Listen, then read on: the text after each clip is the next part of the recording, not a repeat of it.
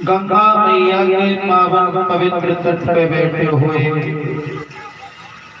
व्यास नंदन श्री सुखदेव जी महाराज अभिमन्यु पुत्र परीक्षित को कथा श्रवण कराते हैं। राजा परीक्षित, काम क्रोध मद लोभ हिंसा का दमन करते हुए मेरी वाणी की ओर ध्यान देना और तुम्हारे अंदर एक चिंता बैठी हुई है कि मुझे 7वें दिन ये तंचक सर्प डस लेगा, तो इस चिंता को तुम अपने मन से निकाल दो, क्योंकि चिंता करने से कुछ नहीं होता है। चिंता करने से सिर्फ और सिर्फ प्राणी की उम्र घटती है, दुख दूर होता है भगवान का भजन करने से। पंडाल में बढ़ाओ आवाज, अगला बंद है, अगला में बहुत कम है, उनमें बॉक्स में ट्रेवल डालो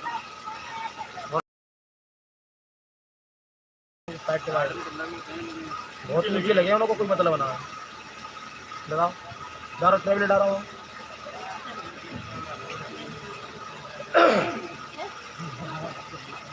मेरे भगवान श्रोताओं,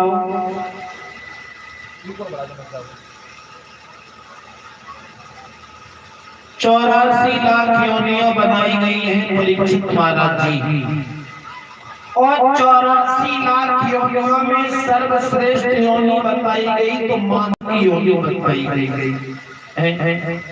एक बात और बताएं, 84 लाख योनियों में मानव की ही योनि एक ऐसी योनि है जो अपना पेट भरने के लिए धन कमाती है महाराज, पैसा कमाती है, और बाद बाकी कोई ऐसी योनि नहीं है जो अपना पेट भरने के लिए पैसा कमाती हो।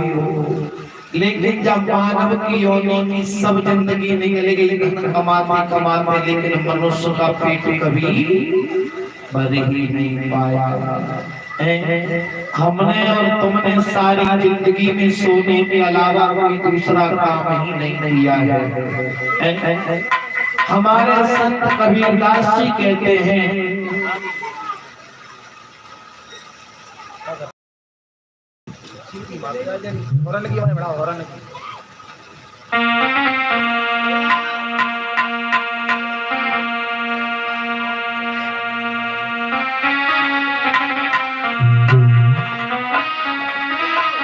संत कबीरदास कहते हैं कि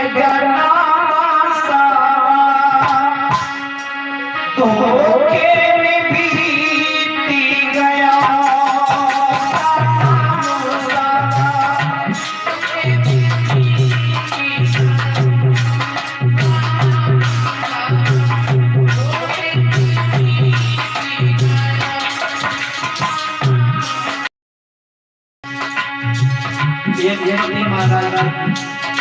हमारी और तुम्हारी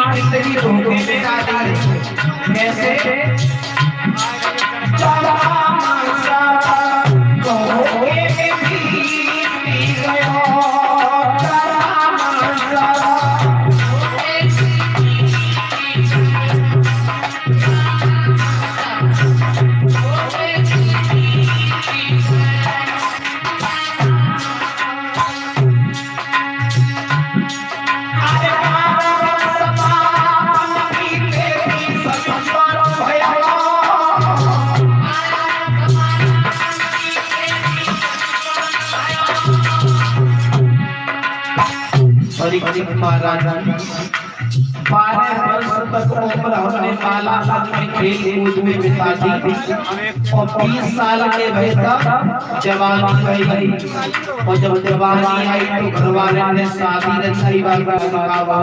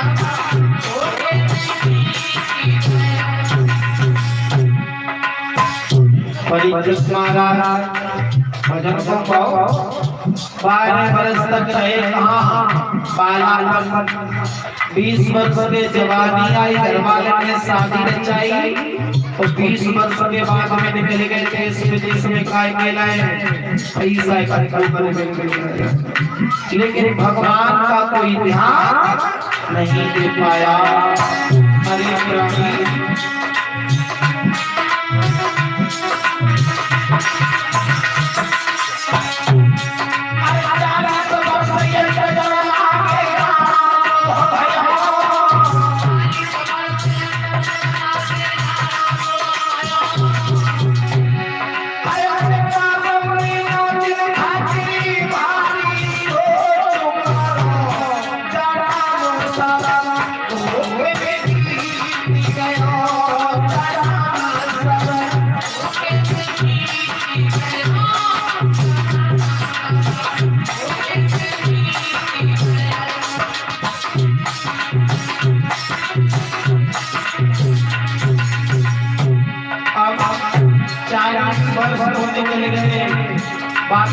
अब जवानी तो निकल गई अब आओ महाराज बुढ़ापो और बुढ़ापे में भगवान के भजन की बात कौन कहे प्राणी अपने शरीर की भी साफ सफाई नहीं कर पाता है।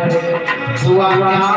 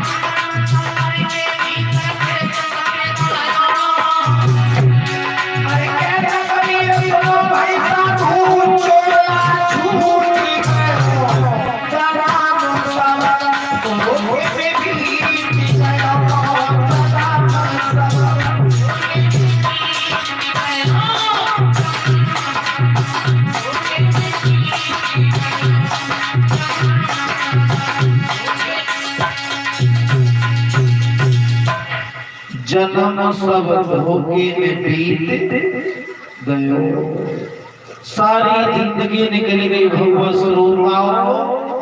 पैसा कमाने के चक्कर में, पेट भरने के चक्कर में, लेकिन ये पेट मनुष्य का कभी भर ही नहीं पाया।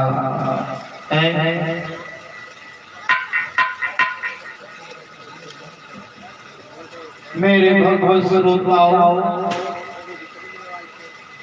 अभी आप कथा श्रवण कर रहे थे कि दैत्य वंश में एक राजा हुआ जिसका नाम था हिरण्यकश्यप, और हिरण्यकश्यप का ही पुत्र पैदा हुआ प्रहलाद।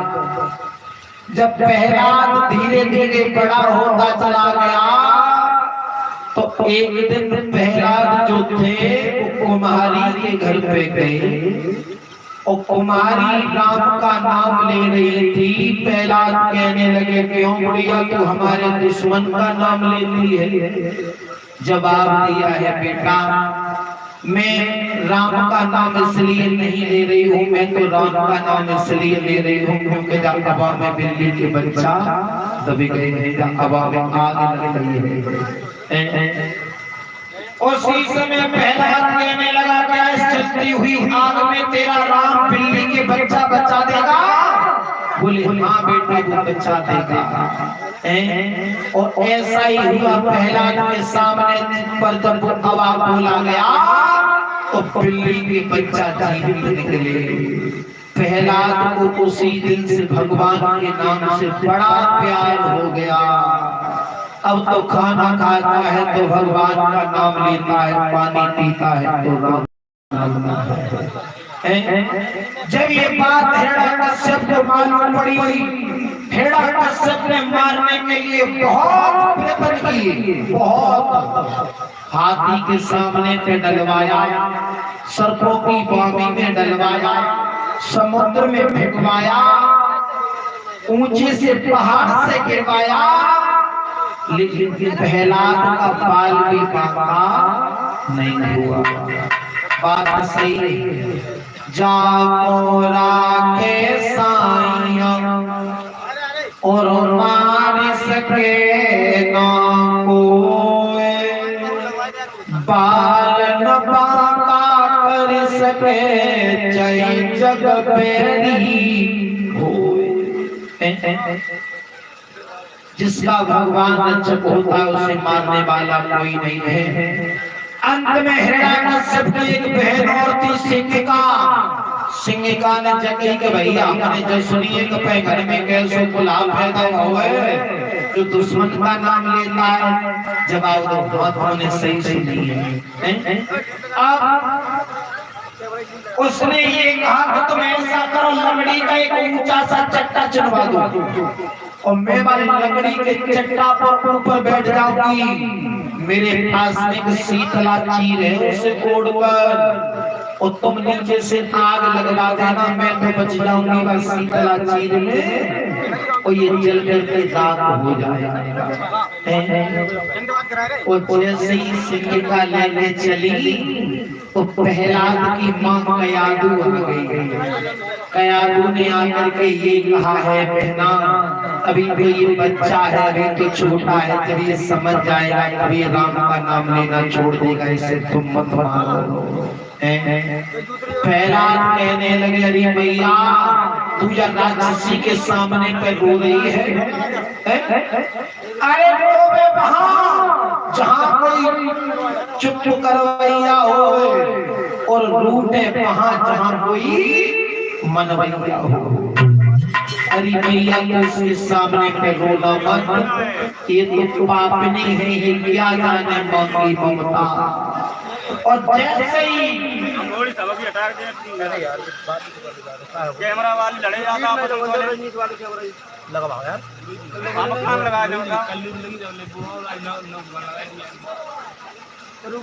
हम सब हटाए दे दे रहे ब्याह ने करूं काय भैया कहने के लिए कैमरा वाले की फिर गला करा जब यार फेज बहुत आ रहा है बॉक्स की वजह से, बॉक्स ज्यादा नजदीक है, फौरन काम है तो कुछ इंतजाम करें ना। मैंने कर बॉक्स लगवा 20 कम कर टेबल बड़ा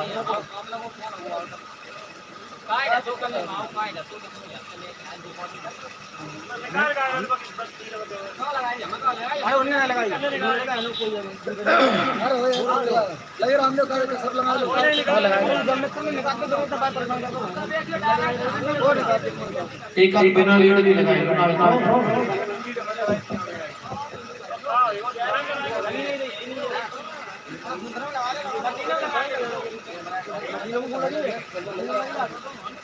ये का नहीं लाया बात काज ना ले चलगी ना व्यायाम सब के सारे फेंक दी चलो लगी देख लो भैया, देखो देखो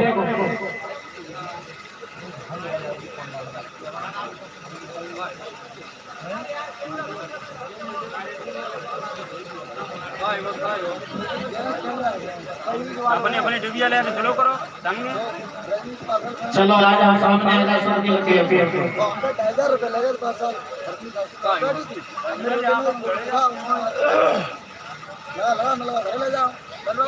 मेरे भक्त श्रोताओं, आप जैसे ही सिंह का पहला हाथ को लेकर के लकड़ी के ऊंचे से चट्टा पर बैठी, अब पहला कह रहा है बुआ तुम हमें न मारो, हमारे मरने से तुम्हें कुछ मिलने वाला नहीं है।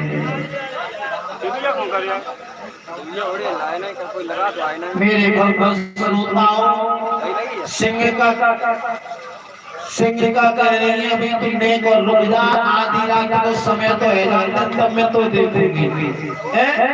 और जैसे ही भक्त श्रोताओं आधी रात का वक्त हुआ, उसी समय हुआ क्या?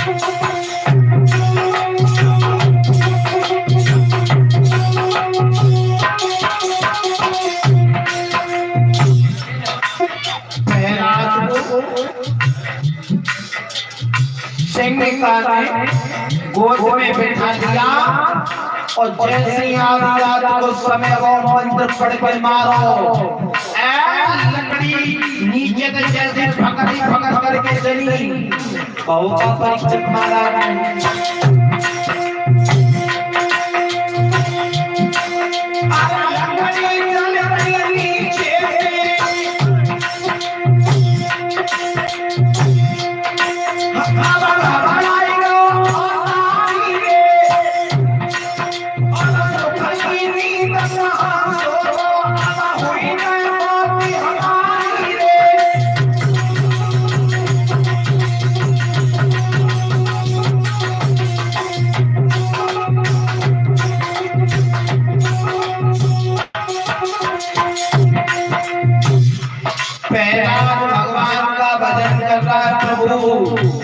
तुमने चलते हवा में बिल्ली के बच्चा बचाए और कोई मुसीबत आज हमारे ऊपर आ गई, क्या तुम मेरी रक्षा नहीं करोगे?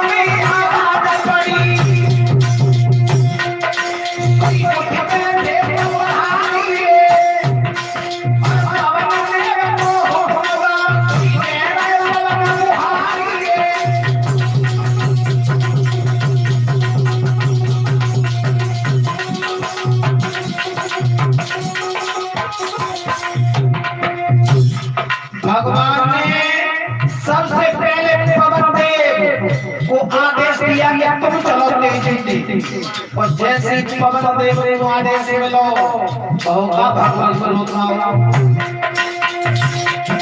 अरे पवन देव को मिलो कोई मेरे भगवान तुम्हारे और आखिरी बात होगा जैसे हुई गई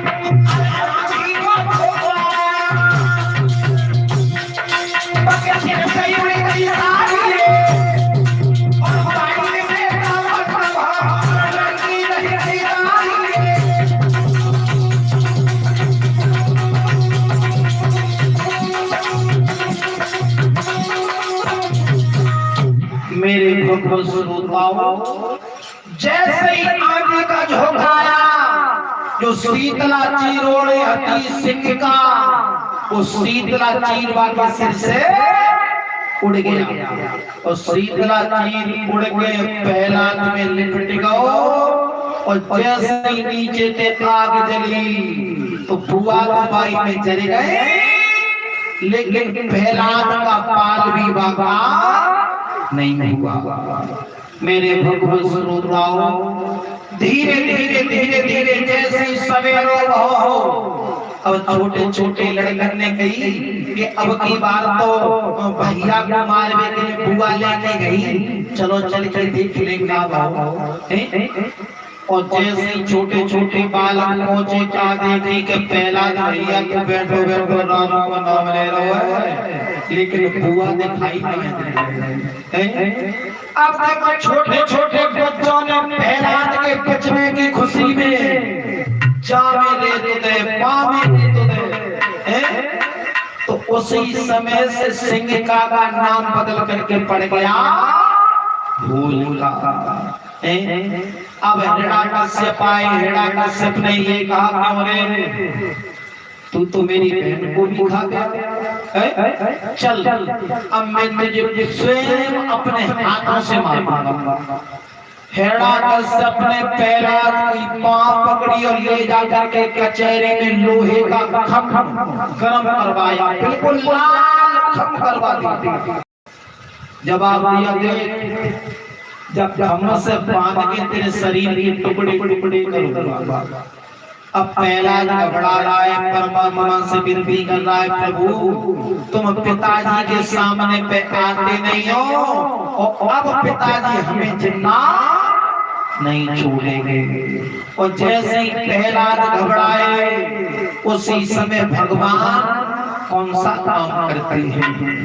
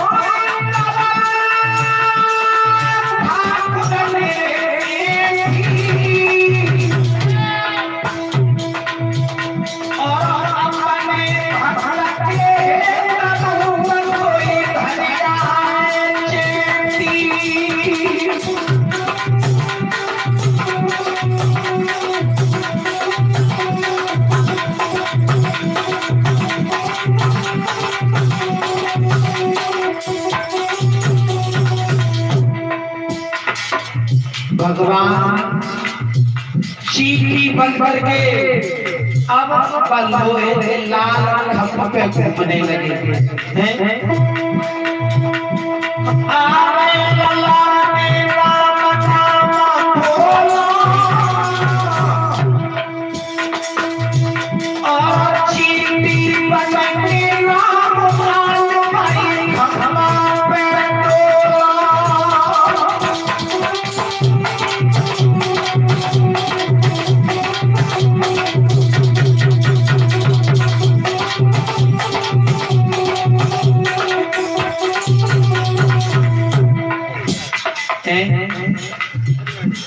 भगवान चीटी बन करके माता में जैसे लाल खमके, कभी ऊपर से नीचे कभी नीचे से ऊपर चलने लगे।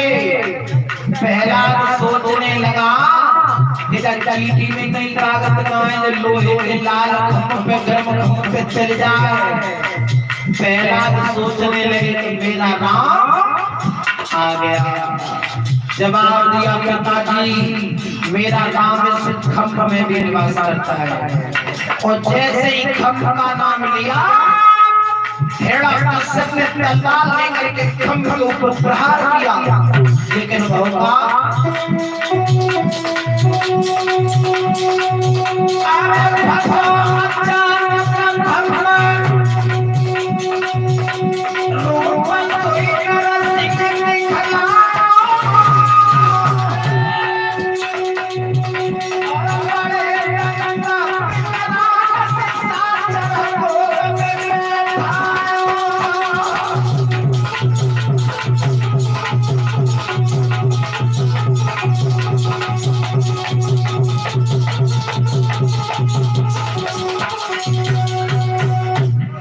जैसे ही खम्भ के ऊपर तलवार का प्रहार किया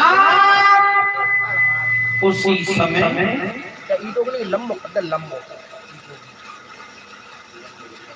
नरसिंह भगवान खम्भ को फाड़ करके प्रकट हो गए। आधा शरीर तो है बाबा जी शेर का और आधा है नर का। अब हिरण्यकश्यप का कह रहे हो क्यों रे, तू तो जंगल का जीव है, जंगल के लिए जा। अब नरसिंह भगवान कह रहे हैं जंगल के लिए तो जाऊंगा, लेकिन तुझे बिना मारे। हिरण्यकश्यप बोले तुझे ये भी पता है मुझे वरदान क्या क्या मिले। भगवान बोले ऐसा कर तू अपने पहले वरदान के नाम।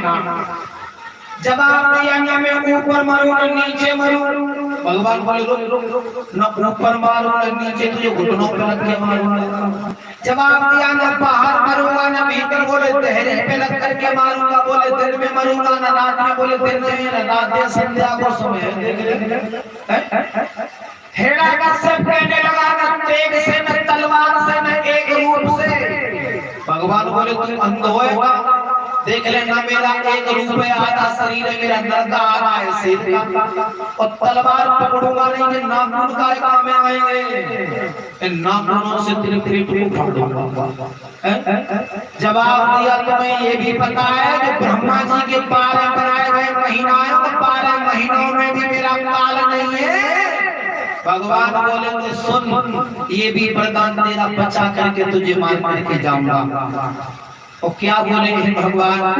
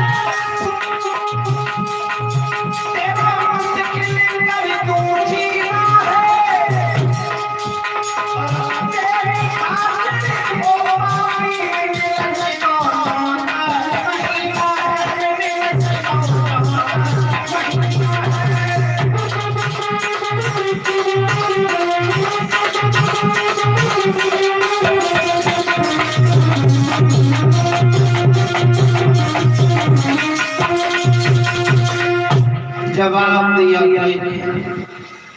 ब्रह्मा जी के बनाए हुए 12 महीना है, उनमें भी काल नहीं है तेरा। तो मैंने तेरे लिए स्पेशल में लौन का महीना तैयार कर दिया और भगवान ने इतनी बात कह करके जैसे हिरण्याकश्यप ने भागना चाहा, भगवान ने झपट करके पंजों से पकड़ लिया और घुटनों पे रख करके उसके उदर को फाड़ दिया। अब भगवान प्रहलाद से कहने लगा, अब तू हमसे वरदान मांग, वरदान। अब देखो प्रहलाद ने वरदान में क्या मांगा, जवाब दिया, प्रभु यदि तुम हमें देना चाहते हो तो ये मुझे वरदान दे दो कि आप मेरे पिताजी को नरक में नहीं डालोगे। भगवान बोले, बेटा जो हमारे हाथों से मरता है वो नरक में नहीं स्वर्ग में जाता है, तुम दूसरा वरदान मांगो। जवाब दिया, एक दूसरा वरदान देना चाहते हो तो दूसरे वरदान में ये दो कि आज के बाद में तुम हमारे वंश के किसी भी वीर को अपने हाथों से नहीं मारोगे। भगवान मस्तु के कहते चले गए। ए लला, जब इनको लम्बो कर दे कि धीरे धीरे भूत नहीं गिर पक्को बोला, लम्बो कर दे, कल लम्बो। मेरे भगवत श्रोताओं,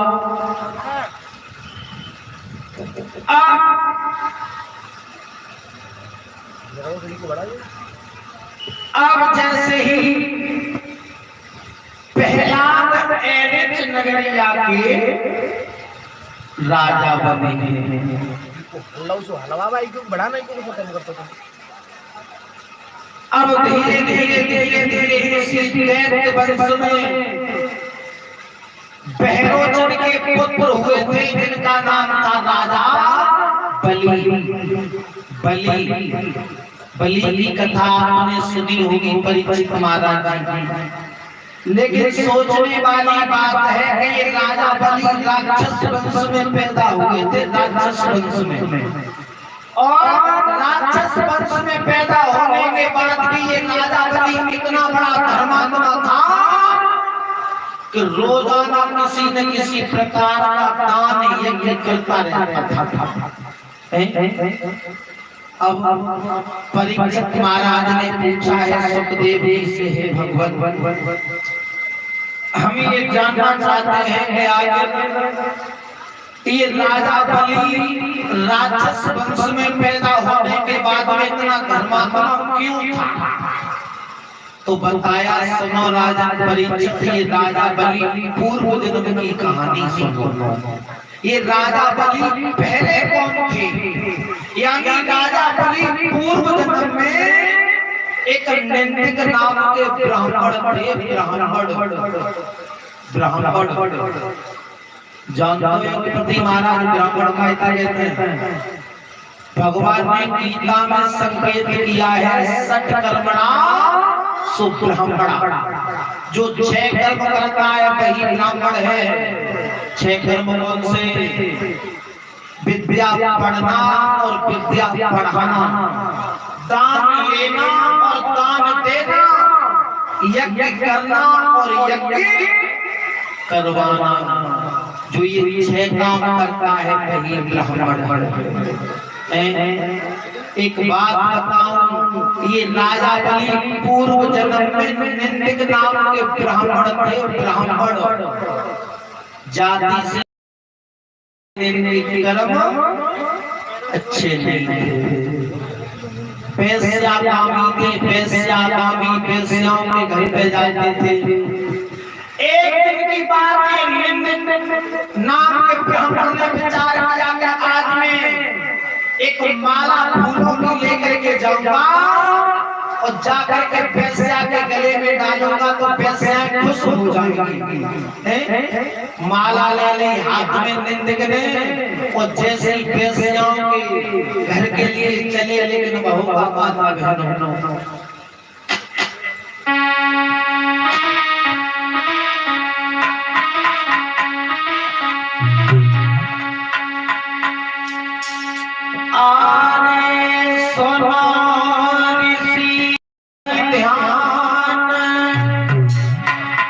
चली गया ब्राह्मण को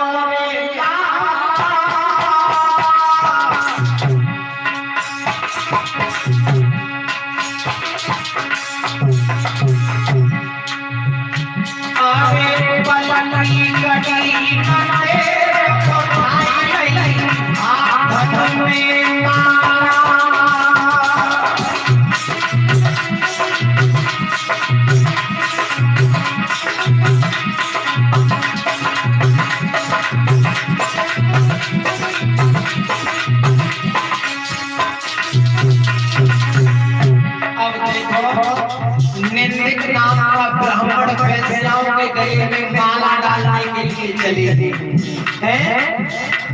रोजाना वैश्याओं के घर पे जाते थे, लेकिन माता बहनों का रास्ते में जा रहे, लेकिन भगवान आए करम के चंद्रना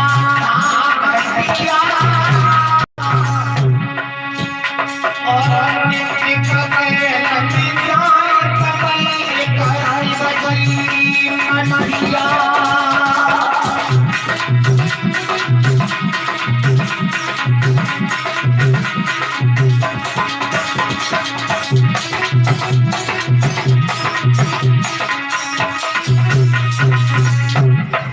निंदिक ब्राह्मण जा रहे थे और परीक्षित महाराज का रास्ता में जा रहा है। शिव जी की मठिया बनी मठिया सोच विचार करते रह जा रहा है, अगर ये माला हम वैश्याओं के गले में डालेंगे तो वैश्य खुश हो जाएंगे हैं। लेकिन भगवान आगे कहते निकली गाँव है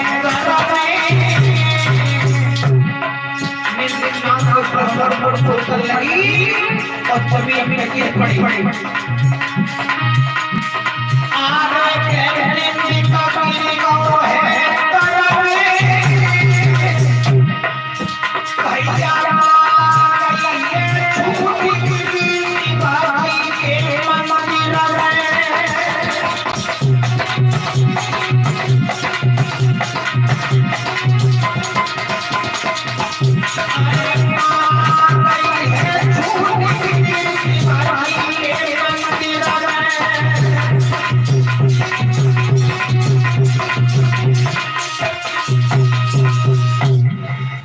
जैसे ही निंदिक नाम के ब्राह्मण चले, हाथ में माला लगी हुई थी, माता बहनों को रास्ता में ठोकर लगी और निंदिक नाम के ब्राह्मण जमीन पे गिर गए और जो माला थी वो माला उछट गई शिव जी के मंदिर में गिर और जैसे ही निंदिक गिरे और कितने निंदिक नाम के ब्राह्मण की मृत्यु हो गई।